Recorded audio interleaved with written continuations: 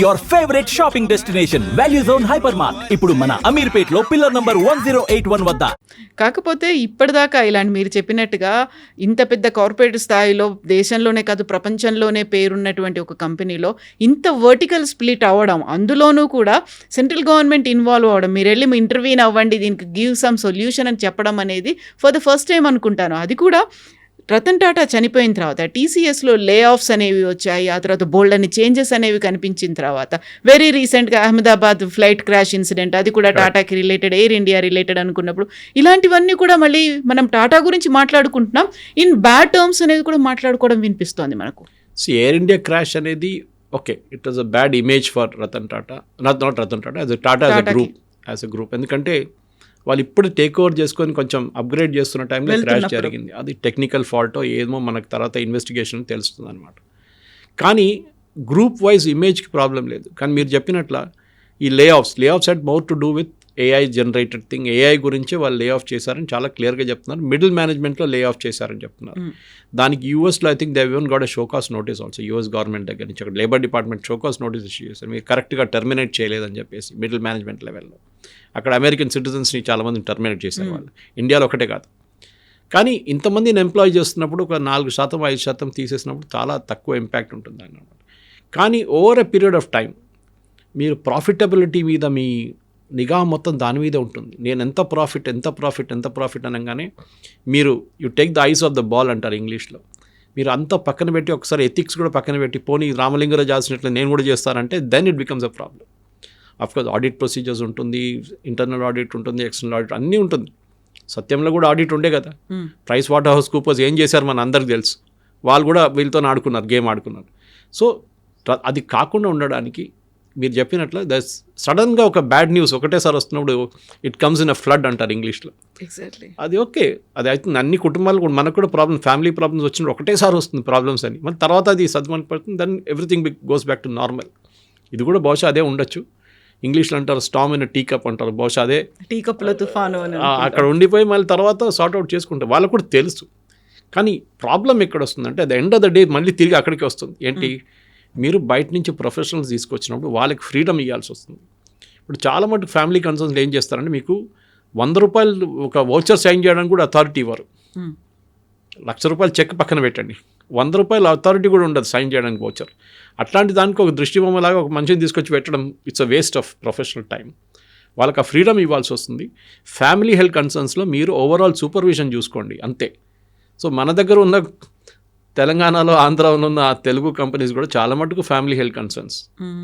First generation okay, second generation, third generation యూఎస్లో ఉండిపోతారేమో, వాడు రాడు కూడా ఇక్కడికి, నాకేం ఇంట్రెస్ట్ లేదంటారు. నేను చాలామంది బిజినెస్ వాళ్ళని ఇంటర్వ్యూ చేస్తూనే ఉంటాను, సీఈఓ కానీ ఎండీ కానీ వాళ్ళ లెవెల్లో.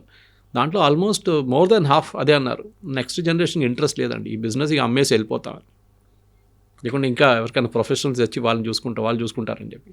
అది జరుగుతుంది. That problem is coming up. అది ఇంకో 2 జనరేషన్ అయితే అది ఇంకా చాలా యాక్సిడెంట్ అయిపోతుంది. బహుశా కంపెనీ డిజాల్వ్ అయిపోయి ఇంకొక రూపంలో వస్తుందేమో, మారి ఇంకో కొత్త అవతారంలో వస్తుంది.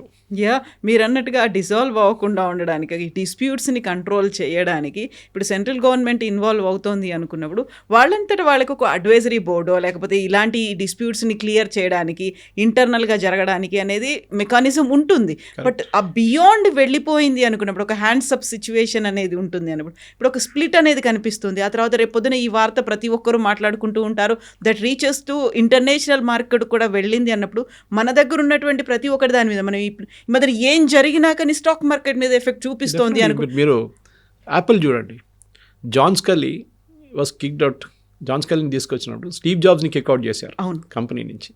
ఎంప్లాయీ బాస్ని కిక్అవుట్ చేశారు కంపెనీ నుంచి. ఆయన వెళ్ళి పిక్సార్ పెట్టుకున్నారు, దాని తర్వాత తిరిగి వచ్చారు. Then he build great products Steve Jobs, no doubt. కానీ జరిగింది చూడండి అక్కడ కూడా. ఫోర్డ్లో కూడా అంతే. You look at Ford company today, ఫోర్డ్కి అసలు వాళ్ళ ఫ్యామిలీ కంట్రోల్ లేదు కంపెనీ మీద. అది మీరు ఈవెన్ లూయి వితాన్ చూడండి, పెద్ద గుచ్చి లాంటి ప్రోడక్ట్స్ చూడండి, they are also same problem they are facing. International లెవెల్లో తక్కువ కాదు ఇది, అక్కడ కూడా కొట్లాడుంది. అక్కడ ఇంకో లెవెల్లో కొట్లాడు ఉంటుంది. అక్కడ మోర్ పెళ్లి కాకుండా దాని తర్వాత డివోర్స్ జరిగిన దాని తర్వాత వాళ్ళ దాంట్లో ఇష్యూస్ ఉన్నాయి, అది చాలా మట్టుకున్నాయి. కానీ మన దాంట్లో ఇప్పుడు వేణు శ్రీనివాసన్ గారు, is from TVS, is on the board of Tata trust. ఆయన దీనికోసం తీసుకొచ్చారు రతన్ టాటా. బికాజ్ ఒక మెచ్యూర్ హెడ్, ఆయనకు టీవీఎస్లో ఉన్న ప్రాబ్లం సపరేట్, అది అక్కడ ఇంకో ఇష్యూ ఉంది అక్కడ, కానీ ఆయన ఇక్కడ వచ్చి కూర్చొని కూడా is trying to sort out the issue అనమాట. సో ఇండిపెండెంట్ డైరెక్టర్స్ రోల్ చాలా ఇంపార్టెంట్ ఉంటుంది. దీంట్లో కూడా ఇండిపెండెంట్ డైరెక్టర్స్ కొంచెం మంది బిహేవ్ చేస్తారు, వాళ్ళకి నచ్చలేదని చెప్పి టాటా ట్రస్ట్ వాళ్ళు కంప్లైంట్ చేస్తున్నారు. Independent directors are becoming more than, ఇప్పుడు దాకా ఇండిపెండెంట్ డైరెక్టర్ అనగానే స్లీపింగ్ పార్ట్నర్ లాగా ఉంటారు, పక్కన ఉంటారు, వాళ్ళు ఏం చేయరు, దే ఆర్ నామకే వాస్తే అక్కడ. కానీ ఇప్పుడు ఫస్ట్ టైం ఇండిపెండెంట్ డైరెక్టర్ కూడా సత్యం కొలాప్స్ తర్వాత వాళ్ళు కూడా తెలిసిపోయింది, మా మీద రేపేమైనా అయితే మా మీద కూడా చర్యలు ఉంటుందని చెప్పి వాళ్ళు కూడా యాక్టివ్ అయిపోతున్నారు. సో బహుశా టాటా ట్రస్ట్లో కూడా అదే జరిగింది, ఇండిపెండెంట్ డైరెక్టర్స్ కూడా కొంచెం సీరియస్గా వాళ్ళ రోల్ తీసుకుంటున్నారు. But end of the day I think this is a good lesson, business స్కూల్స్లో నేర్పియాల్సింది ఇది. అంటే హౌ కెన్ ఎ కంపెనీ వాళ్ళ ప్రాబ్లం ఎట్లా సార్ట్అవుట్ చేసుకుంటున్నారు అనేది ఒక లెసన్గా నేర్పియాల్సింది బిజినెస్ స్కూల్స్లో, ఎంబీఏ స్కూల్స్లో. ఇంతకుముందు జరిగినటువంటి ఈ గొడవలు అంబానీ ఫ్యామిలీలోనే మనం చూసాం, ఇద్దరు బ్రదర్స్ మధ్యలో ముఖేష్ అంబానీకి, ఆ తర్వాత అనిల్ అంబానీకి ఏమైంది, ఎవరు ఎదిగారు అనేది, ఆ తర్వాత ఎవరు కంప్లీట్గా క్రైసిస్లోకి వెళ్ళిపోయారు, ఎకనామికల్గా వాళ్ళు ఫైనాన్షియల్ క్రైసిస్ అనేది ఉంది అని. ఇప్పుడు ఇలాంటి సిచ్యువేషన్లో someone has to take care of everything. ప్రతి ఒక్కదానికి చూసుకోవాలి అంటే చైర్మన్ అనేవాళ్ళు ఉండాలి. చైర్మన్ని దీంట్లోంచి ఎవరిని సెలెక్ట్ చేస్తారు అనుకున్నప్పుడు సడన్గా ఇంకెవరైనా పాపప్ అవుతారా, లేకుంటే సెంట్రల్ గవర్నమెంట్ టేక్ ఓవర్ చేస్తుందా, ఏం జరుగుతుంది? ఒక అల్టిమేట్గా ఒక కంక్లూజన్ రావాలి అంటే Tata trust board October 10th కూర్చుంటోంది కాబట్టి. నోయల్ టాటా ఆయనతో కెపాసిటీ లేకుంటే ఆయన ఈ షుడ్ క్విట్ సీరియస్లీ. ఆయన ఇండివిజువల్ కంపెనీస్ నడిపేయాలో ఈజ్ వెరీ గుడ్. ట్రెంట్ కానివ్వండి, స్టార్ సూపర్ మార్కెట్స్ కానివ్వండి, ఈవెన్ 2-3 చిన్న బ్రాండ్స్ అని నడిపిస్తున్నారు ఇండివిజువల్గా. Is doing well there. ఆయన సిస్టర్ కూడా వాళ్ళతో ఉన్నారు. కానీ ఆయనతో కాకపోతే then it's a big issue. దెన్ ఫ్యామిలీలు ఎక్కడ, ఎందుకంటే వాళ్ళ దగ్గర పెద్ద పేర్లు రేవు, ఇంకా అయిపోయినాయి.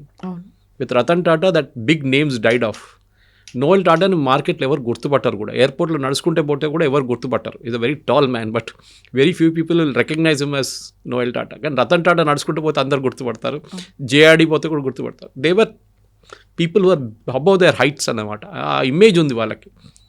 కానీ ఇప్పుడు పెద్ద కంపెనీలు అయినప్పుడు, ఇప్పుడు నెక్స్ట్ జనరేషన్ అయినప్పుడు కూడా మన తెలుగు స్టేట్స్లో కూడా మీరు ఏం చేయబోతున్నారు రేపు? అట్లాంటి ఒక ప్యాట్రియాస్, ఇప్పుడు జిఎంఆర్ తీసుకోండి, గ్రంథి మల్లికార్జునరావు గారు ఉన్నప్పుడు ఆ ఇమేజ్ ఒకటి ఉంది అక్కడ పైన, ఒక పయనీర్ని బిల్డ్ చేశారు. You are there. మీరు డే టు డే ఫంక్షనింగ్ చూస్తారో లేదో it's a different thing, but you are there on top. Okay, Rameshwar Rao గారు ఉన్నారు రియల్ ఎస్టేట్ సెక్టర్లో. అట్లాంటి పేర్లు ఉన్నప్పుడు దే విల్ గైడ్ అన్నమాట, అంతే. ఆ గైడెన్స్ ఫిలాసఫీ ఉంటుంది. కానీ వాళ్ళు పోయిన తర్వాత నెక్స్ట్ జనరేషన్కి వచ్చేదాకా ఆ రెస్పెక్ట్ కమాండ్ నాన్నగారు ఉన్నదాకా కమాండ్ వింటారు, మాట వింటారు పిల్లలది. కానీ ఒకసారి ఆయన వెళ్ళిపోతే then the next generation has to prove themselves. మేము కూడా కేపబుల్, మేము కూడా కంపెనీ నడిపించగలను, మేము కూడా ప్రాఫిట్స్ తీసుకురావగలను, మేము కూడా ప్రొఫెషనల్ మేనేజ్మెంట్ నడిపించగలను చూపించడానికి ఒక కేపబిలిటీ ఉండాలి. అది లేకపోతే you will face the same problem as Noel Tata is facing today. Credibility issue వస్తుంది. దట్ మీరు ఒక బోర్డ్ని హ్యాండిల్ చేయలేకపోతున్నారు, మీరు ఒక బోర్డ్ కాన్ఫ్లిక్ట్ హ్యాండిల్ చేయలేకపోయి అమిత్ షా దగ్గర వెళ్తున్నారు. It's actually a bad statement on the leadership. It's a real black mark on the leadership. మీరు మీ ఇష్యూ మీరే దాంట్లో సార్ట్ అవుట్ చేయలేకపోతున్నాయి, you are calling a third person to sort it out, and that shows that your incapability అన్నమాట. సరే, చాలా issues ఉండొచ్చు, politics, internal politics మనకు తెలియదు ఏం జరిగింది, బోర్డు రూమ్ ఏం బ్యాటిల్స్ జరిగిందని. దీనికన్నా ముందు కూడా చాలా మటుకు పెద్ద పెద్ద కంపెనీస్, ఎస్పెషల్లీ ఇంటర్నేషనల్ లెవెల్లో board room battles are legendary. Board room battles అనేది ఏం చెప్తారు, చిన్న దాని మీద కొట్టుకుంటారు వీళ్ళు. So this wise Tata at least ఈ స్టేట్కి వచ్చినప్పుడు కానీ వాళ్ళు సార్ట్అవుట్ చేసుకున్నారని చెప్పి అనుకుంటాం. బహుశా జరగాల్సిందే. They don't have a choice, they too big to fail అంటారు ఇంగ్లీష్లో. సో 2-3 రోజులుగా అవుతుంది, ఇంకో 2-3 రోజులు ఈ ఎపిసోడ్స్ అనేవి కంటిన్యూ అవుతూనే ఉంటాయి. బహుశా ఒక నెల తర్వాత ఐ థింక్ సో. అది ఫస్ట్ ఆఫ్ ఆల్ ఈ బోర్డ్ మీటింగ్ అయిన తర్వాత ఏం డిసిషన్ తీసుకుంటారు. కొత్త అపాయింట్మెంట్స్ చాలా పెండింగ్ ఉంది టాటాలో. Board has to clear all those appointments. వాళ్ళ లాస్ట్ జనరేషన్ కూడా ఈవెన్ స్టీల్ కంపెనీ కానివ్వండి, మిగతా కంపెనీస్ అన్ని, టాటా ప్రాజెక్ట్స్ కానివ్వండి, చాలా దాంట్లో లీడర్షిప్ మార్పులు వస్తున్నాయి. అదంతా చేంజ్ చేయాలంటే బహుశా చంద్రశేఖర్ గారికి ఫ్రీ హ్యాండ్ ఇచ్చేస్తే ఆయన చూసుకుంటారు. బట్ అది కాకు నేనే అన్నిటికీ నేనే పెడతాను, నేనే సంతకం పెడితే నువ్వు అపాయింట్ చేయాలంటే then it becomes a problem. Yes sir, thank you so much sir. Thank you sir. And don't forget to subscribe to iDream. And for more videos, please subscribe to iDream. Please subscribe to iDream. Please subscribe iDream. And please subscribe to iDream. For more videos, subscribe to iDream. please like, share and subscribe to the channel. Congratulations, iDream. Subscribe to iDream. Subscribe to iDream. So subscribe to iDream Media. iDream ki iDream team అందరికి huge congratulations. Please subscribe iDream Media. Please subscribe to iDream. Subscribe iDream. Please subscribe to iDream. iDream అంటే నా కళల ఛానల్ను subscribe చేసుకున్న నోరు తిరుగుతలేదు, మీరైతే గంట గుర్తు కొట్టండి. For more such videos, please subscribe to iDream. Subscribe to iDream. Please subscribe to iDream. Please subscribe iDream Media. Please do subscribe to iDream. Please subscribe to iDream Media. For best entertainment and information, please subscribe iDream.